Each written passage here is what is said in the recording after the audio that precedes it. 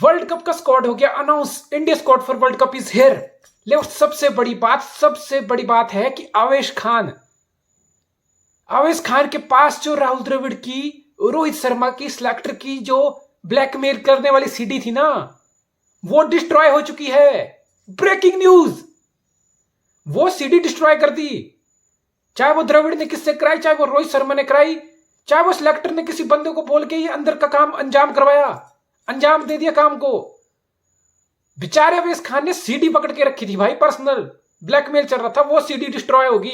बस CD destroy, क्या हुआ? अवेश खान भाई साहब 9-2-11 निकल घोड़े कर दिया अवेश खान का टीम से।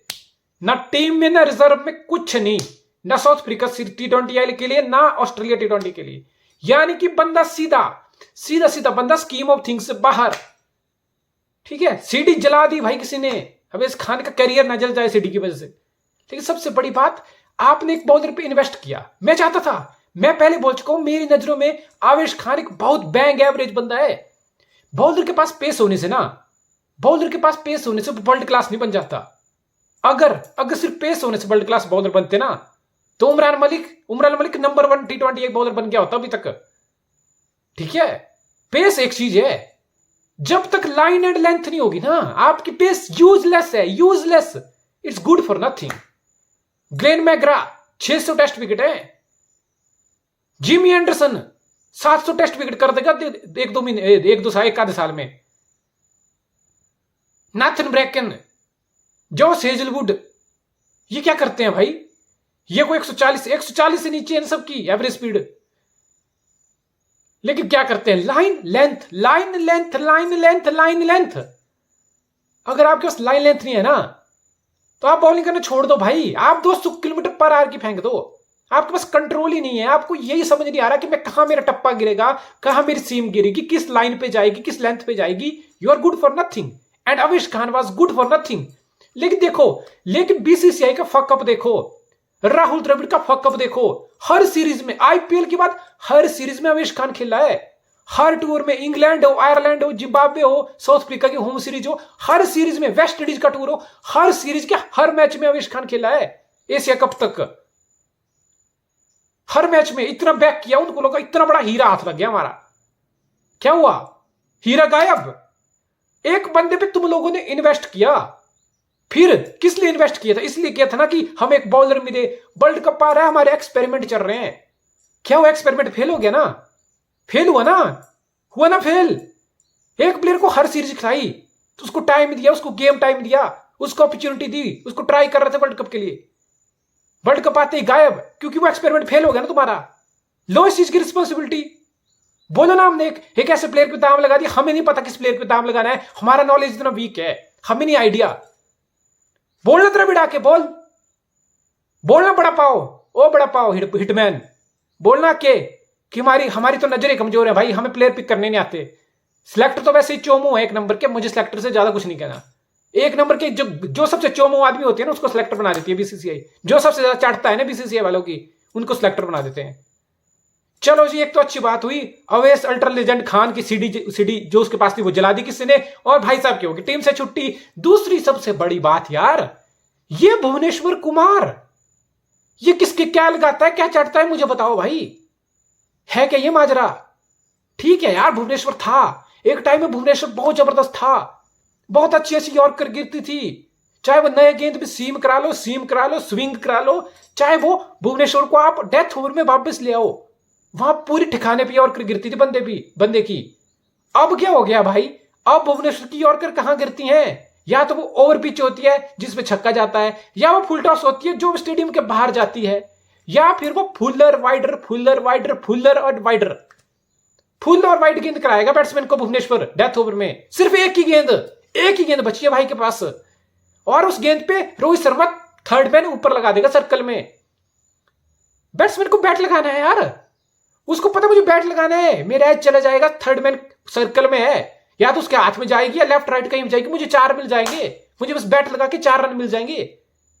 हाँ, पे इतना एक्सपीरियंस बॉलर है भुवनेश्वर, 150 आईपीएल मैच खेल चुका है, 150 से ऊपर आईपीएल की विकेट है। इंडिया के लिए 80 T20 खेल चुका है। इंडिया के लिए बहुत होते हैं 80 T20 इंटरनेशनल, 150 आईपीएल की गेम। था एक टाइम में भुवनेश्वर का प्राइम यार। हमें ये चीज क्यों समझ नहीं आती, हमें ये चीज क्यों समझ नहीं आती कि किसी प्लेयर का क्या दौर चल रहा है। हम इस चीज को क्यों रीड नहीं कर पाते। हमारे सिलेक्टर की, हमारे कप्तान की, हमारे कोच की गेम अवेयरनेस, ये गेम की नॉलेज इतनी नीचे क्यों है। ये विजनलेस लोग क्यों लीड कर रहे हैं इंडियन क्रिकेट को। इन लोगों की चीज समझ नहीं आ रही यार कि भुवनेश्वर कहां लगा हुआ है इस टाइम। कहां गिनती है भुवनेश्वर की T20 बॉलर में यार। 19 ओवर हमारा बेस्ट बॉलर था वो। हम एशिया कप में दांव लगाया था उस पर हमने। बुमराह हमारा इंजर्ड था, शामी को हमने बाहर बिठा दिया था। हमने भुवनेश्वर पे 130 करोड़ लोगों ने विश्वास दिया था, अपना लीड बॉलर बनाया था एशिया कप में। ठीक है, एक मैच में मार पड़ गई, पाकिस्तान मैच 19 रन दे दिए तुमने, ठीक है मान गया मैं। श्रीलंका के एक मैच बाद फिर क्या हुआ, श्रीलंका के साथ उसी भुवनेश्वर ने उसी 19वें ओवर में 14 रन फिर से दे दिए, मैच खत्म हो गया फिर से। बैक टू बैक आप इतने बड़े बॉलर हो ना, मैं नहीं मानता यार कोई वर्ल्ड क्लास बॉलर हो वो बैक टू बैक इतनी बड़ी गेम में डिसअपीयर हो जाए। मैं नहीं मानता। एक हमारे पास हम एक ऐसा बॉलर, उसको एक ऐसा बॉलर मानते हैं कि इंडिया का बिल्कुल one of the prime bowler है, और हमारा one of the prime bowler बिल्कुल बड़े मैच में, बड़ी सिचुएशन में दो बार फेल हो जाए, 2 बार डिसअपीयर हो जाए, 2 बार स्टैंड अप ना करे। मैं नहीं मानता यार, मैं मानता हूं वो वर्ल्ड क्लास बॉलर नहीं हो सकता जो ऐसे 2 मौके पे बिल्कुल लेट डाउन कर दे टीम को। एक का तो सबके साथ हो जाता है, एक बार बुमराह पिट जाता है यार, एक बार ब्रेट ली पिटता था, मैकग्रा भी एक बार एक मैच के लिए पिट जाता था, लेकिन वो वापसी करते। बड़ा प्लेयर वही होता है जो एक मैच पिटने के बाद वापसी करता है। मैं उस प्लेयर को हरगिज बड़ा प्लेयर नहीं मानता जिसके तो बैक टू बैक मैच में बड़े मोमेंट में वो स्टैंड अप ना करे, डिसअपीयर हो जाए टीम के लिए।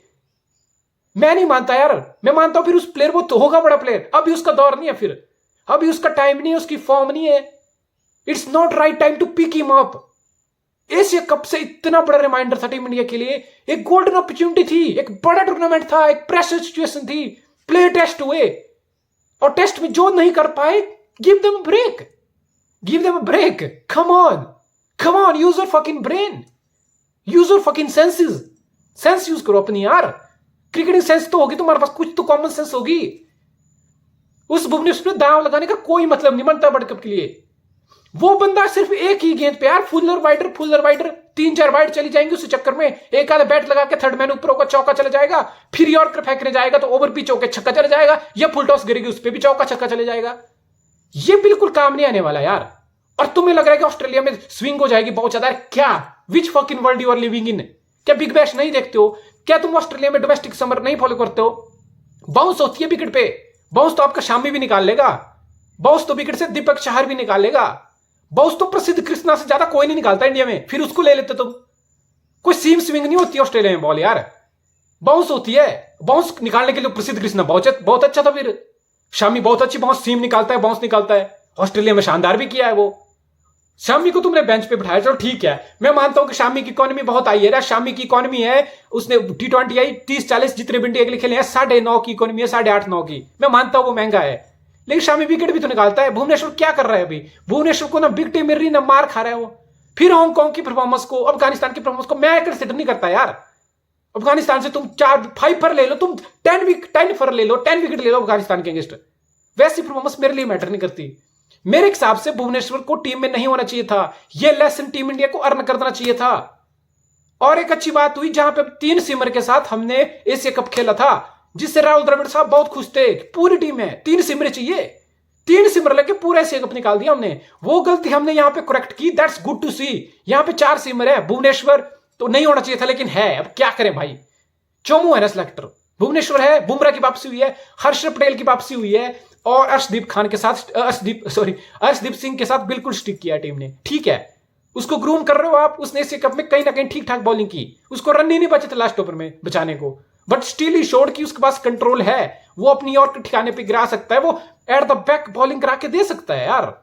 और हर्षदीप पटेल एक एसेट है, हर्षदीप पटेल एक एसेट देख, मार पड़ने को तो किसी बॉलर को मार पड़ जाए, लेकिन हर्षदीप पटेल क्या कर सकता है।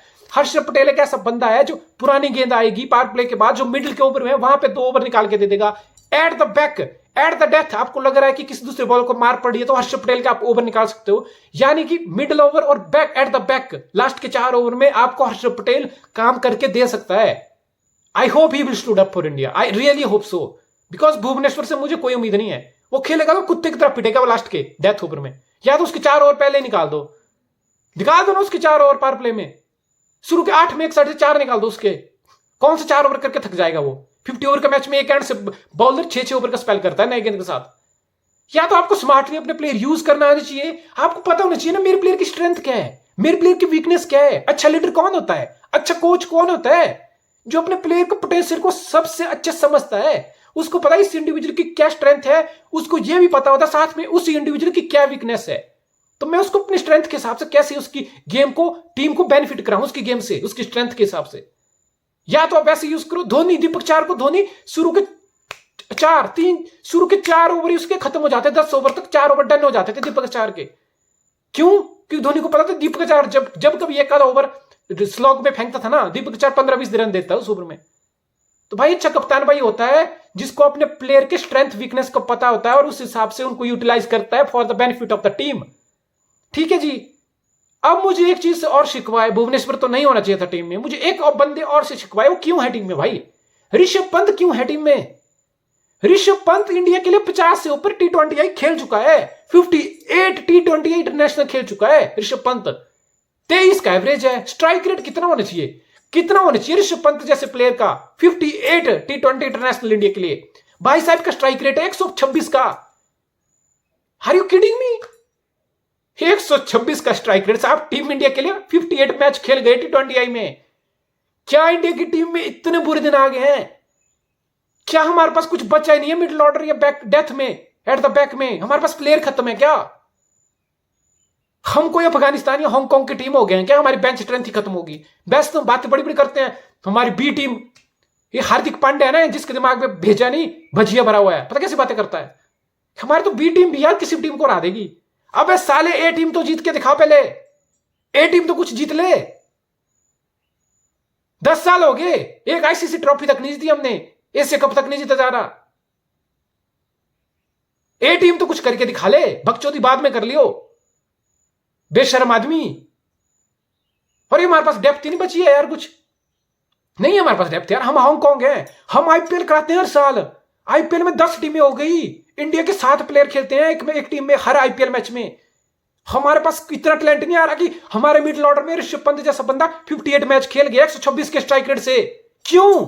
वाई? क्या रोहित शर्मा का कोई बाप या बेटे का रिश्तेदार है क्या ऋषभ पंत? या द्रविड़ का कोई रिश्तेदार है? नहीं चाहिए यार, आदमी नहीं चाहिए मुझे। इसको ओडीआई में रख लो, ठीक है, मुझे कोई प्रॉब्लम नहीं है। टेस्ट में ऋषभ पंत इंडिया का नंबर 1 कीपर है, मुझे कोई दिक्कत नहीं है इस बात से कि he has proved himself in test cricket. ठीक है, वनडे में भी रख लो तुम, 50 ओवर की गेम होती है, उसको टाइम मिल जाएगा, हर प्लेयर को टाइम मिल जाता है अपनी बैटिंग एडजस्ट करने का।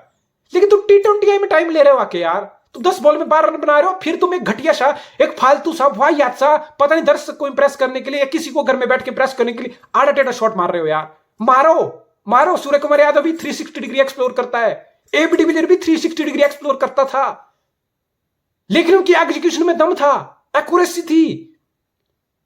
तुम्हारी एग्जीक्यूशन क्या है? सिर तुम्हारा इधर जा रहा, बैट तुम्हारा वहां जा रहा, हिप तुम्हारी वहां जा रही। ये तुम क्रिकेट खेल रहे हो यार। तुम्हें काम करने की जरूरत है अपने दिमाग पे, अपने गेम पे, कैसे मैं सॉर्ट आउट करूं। और तुम्हारी जगह वो काम करने के लिए डोमेस्टिक में जाओ, ये घर बैठे नेट प्रैक्टिस करो आराम से, एनसीए में जाओ, उस पर काम करो, फिटनेस पे, अपनी गेम पे। वर्ल्ड कप में एक्सपेरिमेंट मत करो तुम हमारे साथ। ऋषभ पंत की इस टीम में बिल्कुल जगह नहीं थी, भुवनेश्वर कुमार की इस टीम में बिल्कुल जगह नहीं थी। इस टीम में ऋषभ पंत की जगह आपको जरूर रखना चाहिए था संजू सैमसन। आई नो संजू सैमसन में, मैं संजू सैमसन का बहुत क्रिटिक रहा हूं यार, लेकिन ये गोट बी फेयर। जहां पे ऋषभ पंत 4 साल से T20 फॉर्मेट का पार्ट है इंडिया का, 4 साल से 58 गेम बहुत होती हैं इंटरनेशनल, किसी प्लेयर को अपनी वर्थ प्रूव करने के लिए, अपने प्लेस को सीमेंट करने के लिए 58 गेम्स आर अ लॉट।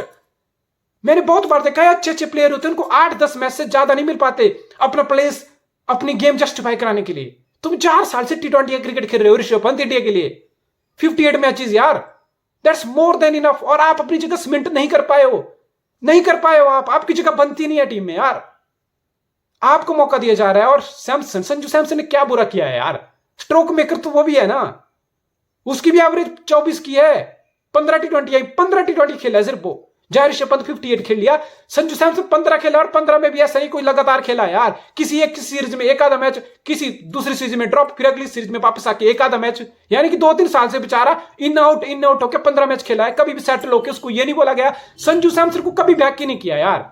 मैं रियलिटी बताऊं, संजू सैमसन को ना सिलेक्टर ने बैक किया, ना कोच ने बैक किया, ना कैप्टन ने बैक किया बेचारा। वो एक सीरीज में एक मैच खेलेगा, अगली में बाहर, फिर आएगा, एक मैच खेलेगा बाहर, 15 मैच है उसके, फिर भी उस बंदे का स्ट्राइक रेट 136 है, 10 ज्यादा है ऋषभ पंत से।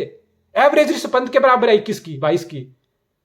संजू सैमसन को ये जगह बनती थी उसकी। अब फिर आप लॉजिक दोगे कि हमारे पास जडेजा नहीं है इंजरी की वजह से, तो हम लेफ्ट हैंडर का कॉम्बिनेशन देख रहे हैं, क्योंकि हमारे पास कोई लेफ्ट हैंडर है नहीं। हमने अक्षर पटेल लिया जडेजा की रिप्लेसमेंट। लेकिन मैं समझता हूं इस बात को, अक्षर पटेल की बैटिंग ठीक है, लेकिन अक्षर पटेल की बैटिंग जडेजा के लेवल पे नहीं है। जहां मैं बोल सकूं जैसे जडेजा प्रमोट होकर आता था हार्दिक पांड्या से ऊपर, दिनेश कार्तिक से ऊपर, दीपक हुड्डा से ऊपर, जडेजा आ जाता था ना कभी कभी खेलने।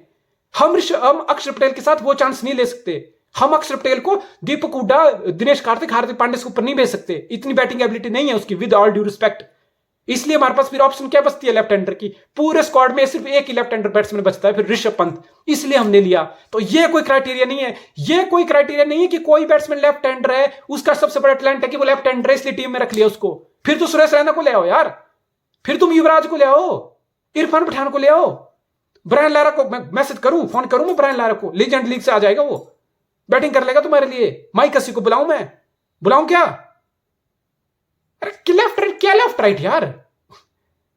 ये ऑफ स्पिन आ जाएगा तो लेफ्टी को दिक्कत हो जाएगी। ये क्या बकचोदी है भाई? जो अच्छा बैट्समैन होता है वो अच्छा होता है, वो रन बना के देता है, वो रन बना के देता है। वो देखते लेफ्ट आर्म में मेरे सामने राइट हैंडर है, वो पेल देता है फिर। और ऋषभ पंत से ये नहीं पेल, वो कुछ नहीं हो जा रहा उससे। संजू सैमसन को स्क्वाड में होना चाहिए था। बाकी टीम वही है, केएल राहुल है आपका, रोहित शर्मा ओपनिंग करेंगे, विराट कोहली 3 पे आएगा, 4 पे आपका सूर्य आएगा, 5 पे फिर टॉस करके एक बार ऋषभ पंत को भेज देंगे, तो एक बार आपके पांडे को भेज देंगे, एक बार आपके दीपक हुड्डा को भेज देंगे। बस हार्दिक पांड्या होगा, दिनेश कार्तिक होगा, 7 ये हो गए। 4 बॉलर में आपका बुमराह, भूवी, हर्षद पटेल, शायद इन तीनों को खिलाएं। स्पिन में आपके पास चहल है, अश्विन को आपने लिया हुआ है, बैकअप आपने दीपक चहर, मोहम्मद शामी को रखा हुआ है, श्रेयस अय्यर को आपने बैकअप रख लिया है, ठीक है, कोई दिक्कत नहीं है मुझे इस चीज से। लेकिन मुझे दिक्कत है 2 लोगों की सिलेक्शन से। मेरे ख्याल से ये 2 लोग बिल्कुल टीम में नहीं होने चाहिए थे। भुवनेश्वर की बिल्कुल जगह नहीं थी। आई थिंक शामी का चांस बनता था। I know Shami, Mohammed Shami at time बहुत कॉस्टली रहा है, लेकिन लो मोहम्मद शामी विकेट पिक करके देता है। भुवनेश्वर को तो बहुत पीट रहा है, विकेट पिक नहीं हो रही ऊपर से यार। और ऋषभ पंत की बिल्कुल जगह नहीं बनती थी। ऋषभ पंत की जगह संजू सैमसन को इस टीम में बिल्कुल 100% होना चाहिए था। मुझे दुख होता है जब देख के कि हमारे सिलेक्टर का कोई विजन नहीं है। मुझे दुख होता है हमारा कोच कैप्टन की कोई डिमांड नहीं है, उनका कोई अथॉरिटी नहीं है टीम पे। राहुल द्रविड़ को 1 साल होने जाएगा लेकिन उसकी अथॉरिटी नहीं है। वो बहुत सॉफ्ट बंदा है यार। मुझे नहीं लगता वो रोहित शर्मा, विराट कोहली जैसे ड्रेसिंग रूम में कुछ आके बोल पाता होगा अपने हिसाब से। वो तो बिल्कुल कूल दिख रहा है। उसको लग रहा है कि रवि शास्त्री का एरा खत्म हुआ। रवि शास्त्री क्या करता था? रवि शास्त्री बिल्कुल बकचोदी करता था, बिल्कुल कूल दिखने की कोशिश करता था। उस बंदे ने आज तक रिस्पॉन्सिबिलिटी नहीं ली। रवि शास्त्री के अंदर 2019 का 50 ओवर का वर्ल्ड कप फकअप हुआ था रवि शास्त्री की कोचिंग के अंडर। 4 नंबर की स्लॉट हमारी डिसाइड थी। कभी हमने राइडू ट्राई किया, कभी हमने मनीष पांडे ट्राई किया, कभी हमने दिनेश कार्तिक ट्राई किया। वर्ल्ड कप आते आते हमने ऋषभ पंत को ले आए, यानी कि हमने पूरा बैटिंग ऑर्डर फकअप कर दिया। बाहर हो गए हम 2019 के वर्ल्ड कप से। रवि शास्त्री ने रिस्पॉन्सिबिलिटी तक नहीं ली। उल्टा रवि शास्त्री से मीडिया में सवाल होता था ना, रवि शास्त्री इतना कायर बंदा था, इतना हिपोक्रेट आदमी था, वो मीडिया को अटैक कर देता था। वो मीडिया को उल्टा अटैक करता था कि तुम भेजो, तुम जूती हो जो हमसे सवाल पूछे हो, तुम जूती हो जो मैं 3 करोड़ का पैकेज लेके मुझसे सवाल पूछने की हिम्मत कर रहे हो। तुम क्रिकेट देखते हो, तुम इस गेम में इन्वेस्ट तुम गधे हो। मैं हूं सब कुछ, मैं बकचोदी करता हूं बस, कुछ नहीं, कोई नॉलेज नहीं, कोई कुछ नहीं, बस बकचोदी की रवि शास्त्री ने 5 साल।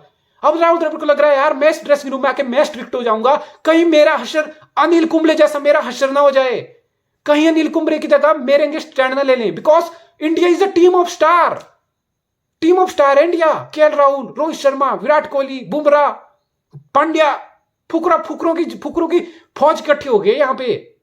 राहुल द्रविड़ को लग रहा मैं कुछ स्ट्रिक्ट हो जाऊंगा, मैं कुछ अपनी डिसीजन लेके आऊंगा, ये मेरे एंटी हो जाएंगे, मुझे कुंबले की तरह बाहर दिखा देंगे, लात मार के निकल घोड़े कर देंगे मेरा। वो बेचारा सीडर में बैठा हुआ है, वो अपनी अथॉरिटी नहीं छोड़ पा रहा ड्रेसिंग रूम में। उसका इतना सॉफ्ट बंदा है, उसका नहीं है, वो कभी टफ डिसीजन नहीं ले पाएगा। वो कभी ये नहीं बोल पाएगा कि केएल राहुल तो ऐसा खेल रहा है, ऐसे नहीं चलेगा। Go out there and play, natural game के फ्लो में खेल, पावर प्ले को यूटिलाइज कर, वरना it's not gonna work for you. उसमें इतनी हिम्मत नहीं है, मुझे पता है। राहुल द्रविड़ में इतनी गट्स नहीं है, इतने बॉल नहीं है, वो ये बात बोल पाए। तो ठीक है भाई, ठीक है, हम देख रहे हैं, हम झेल रहे हैं। हमने शास्त्री के दौर को झेल लिया, हम तुझे भी झेल लेंगे भाई। और मुझे राहुल द्रविड़ जैसे आदमी से कोई उम्मीद नहीं है। वो लेजेंड है, मेरा भी one of the favourite batter है, वो बैटिंग की तकी है। अंडर 19 की कोचिंग करा ले भाई।